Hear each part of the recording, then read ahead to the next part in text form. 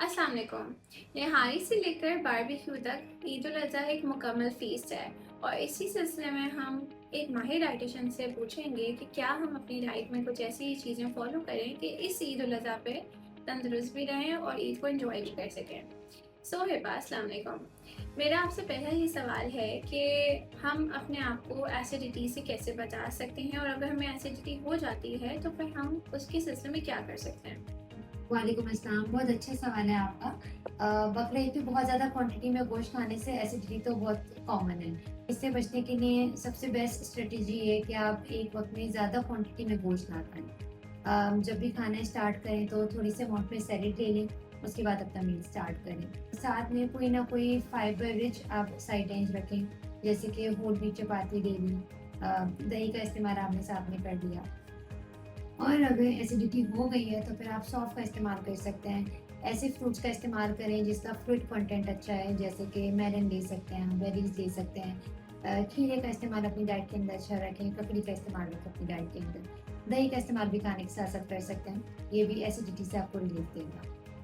Thank you so much ये हिबा, बहुत अच्छी आपने डाइट टिप्स शेयर की। दूसरा मेरा सवाल ये है कि चूँकि ओवर ईटिंग इस ईद कुछ ज़्यादा ही हो जाती है तो हम ओवर ईटिंग से कैसे बच सकते हैं? अपने आप को ओवर ईटिंग से बचाने के लिए बैलेंस्ड मील लें। आपकी हाफ प्लेट जो है वो सैलेड होनी चाहिए, 1/4 पोर्शन जो है फिर आप मीट का रखें और 1/4 पोर्शन कोई भी अनाज का रखें, जैसे कि चावल है या रोटी है। एट अ टाइम ज़्यादा क्वांटिटी में ना खाएं, अपने खाना को आप पोर्शंस में डिवाइड कर लें। स्मॉल फ्रीक्वेंट मील्स आप ले सकते हैं। अपने आप को डिस्ट्रैक्शन से बचाएं। जब भी आप खाना खा रहे हो तो टीवी है या मोबाइल है, किसी तरह की भी स्क्रीन है तो उससे आप दूर रहें। और जब भी आप खाना खा रहे हो तो उसको बहुत अच्छे से च्यू करके एक बाइट लें। Wow great! अब मैं भी इसी तरह से इन चीज़ों को फ़ॉलो करूँगी। लास्ट आप ये बताएँ कि ख़ास डब्बे आते हैं जो कमर्शियली प्रिपेयर्ड होते हैं पाउडर्स, उनके अलावा और कौन से ऐसे मीट टेंडराइज़र्स हैं हम जो यूज़ कर सकते हैं? आपका बहुत अच्छा सवाल है। हमने ये चीज़ नोट करी है कि लोग गोश्त गलाने के लिए कमर्शियली प्रिपेयर्ड टेंडराइज़र्स यूज़ कर रहे होते हैं, जिससे फिर बाद में गट के इश्यूज़ भी आ रहे होते हैं, फिर एसिडिटी भी हो रही होती है, बर्निंग के इश्यूज़ भी होते हैं।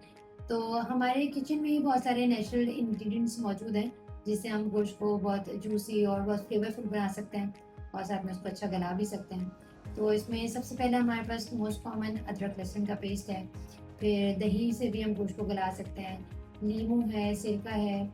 इसके अलावा कुछ नेचुरल फ्रूट्स हैं, जैसे कि अंजीर हो गई या कीवी है, तो ये भी गोश्त गलाने के लिए बहुत अच्छे अज्जा हैं।